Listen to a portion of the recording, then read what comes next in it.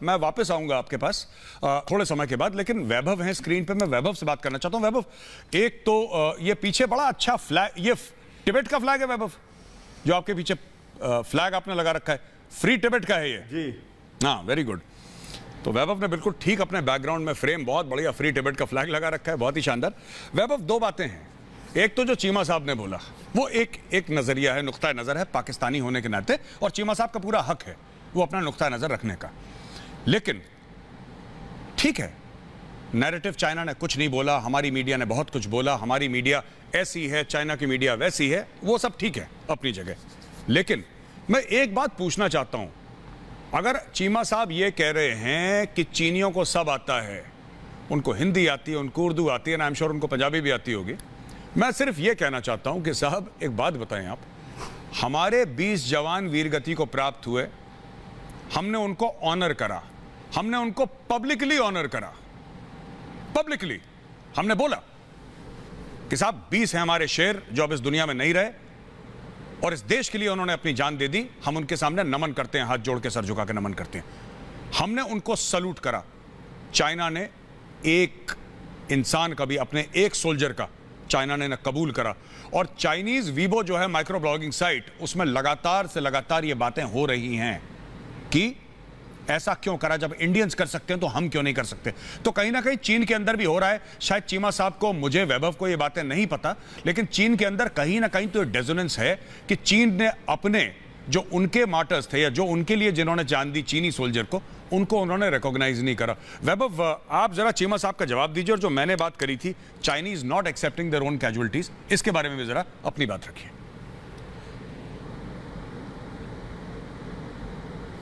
देखिए, सबसे पहली बात तो यह कि पूरी उर्दू और पूरी पंजाबी तो खुद चीमा साहब को भी नहीं आती, तो चीनियों को क्या आनी है। देखिए, सबसे बड़ी चीज़ ये है कि जो सैयद सोहरावर्दी थे, one of the founding fathers of Pakistan, उन्होंने कहा था कि मैं पंजतन का गुलाम हूँ, मैं गुलाम इब्ने गुलाम हूँ। तो पाकिस्तान की जो हालत है वो गुलाम इब्ने गुलाम वाली है। तो जब आप चीन के साथ कंपैरिजन करते हैं तो आखिर एक ऐसी कंट्री जिसको बनने के लिए अंग्रेजों के सामने लेटना पड़ा हो, सर्वाइवल के लिए 70 साल अमेरिका के सामने लेटना पड़ा हो, और अपने मंतकी अंजाम तक पहुंचने के लिए अब चीनियों के सामने लेटना पड़ रहा है, तो उनकी अपनी खुद एक कमी की, एक बंधुआ मजदूर की अपनी खुद की कोई मर्जी नहीं होती, अपनी खुद की कोई फॉरेन पॉलिसी नहीं होती। कराची में कचरा उठाने से लेकर के इस्लामाबाद के पॉश इलाकों तक, सड़क बनाने से लेकर के एयरपोर्ट्स बनाने तक, एयरपोर्ट्स पे माल ढोने से लेकर के रेलवे स्टेशंस के ऊपर ऑपरेशंस तक, सब कुछ चीनियों का है पाकिस्तान के अंदर, चीनी कंपनीज का है।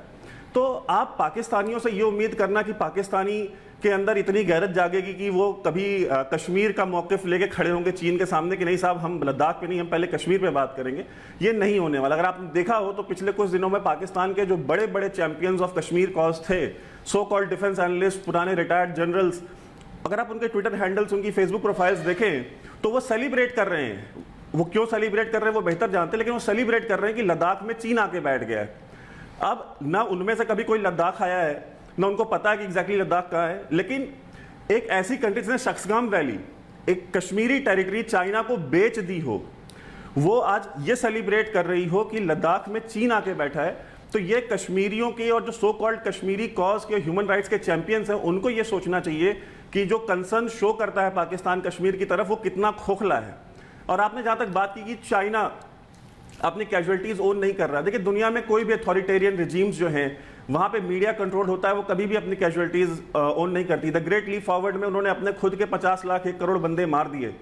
पाकिस्तान ने खुद ने ईस्ट पाकिस्तान में जो आप बांग्लादेश है वहां पे अपने खुद के जो है 30-40 लाख लोग मार दिए। तो ये अथॉरिटेरियन बारबेरिक रिजीम्स जितनी भी हैं, चाहे वो पाकिस्तान हो चाहे चाइना हो, इन्होंने अपनी कैजुअलिटीज अपने सिविलियंस की या अपनी आर्म फोर्सेस की कभी ओन नहीं की है आज तक, और ये आगे भी कभी नहीं करेंगी। अगर आपको याद हो तो कारगिल वॉर में भी जो मार्टिर्स थे, जो शहीद हुए थे पाकिस्तानी सैनिक, उनको भारत ने जो है कि फुल स्टेट ऑफ ऑनर के साथ उनको दफनाया था।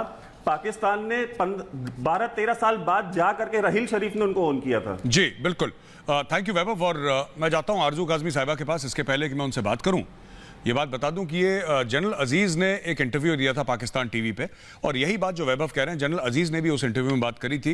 एक यूट्यूब पे अवेलेबल है, आप लोग जाके चेक कर सकते हैं। जब बोला था कि शुरू में हम लोगों ने अपनी खुद की कैजुअलिटीज भी एक्सेप्ट नहीं करी। काफ़ी इंडियन यूनिट्स ने काम करा था कारगिल में कि पाकिस्तानियों को वहाँ पे बेरी करा था। एक यूनिट थी 13th battalion Jammu and Kashmir rifles, 13 जैकरिफ यूनिट थी जिसने ये काम करा था। 13 जैकरिफ, मैं बताता चलूं, 2 परमवीर चक्र हैं एक यूनिट में।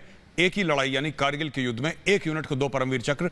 ऐतिहासिक यूनिट है, मजबूत तगड़ी यूनिट है 13 जैकरिफ, उसने भी ये काम करा था। और भी यूनिट्स हैं।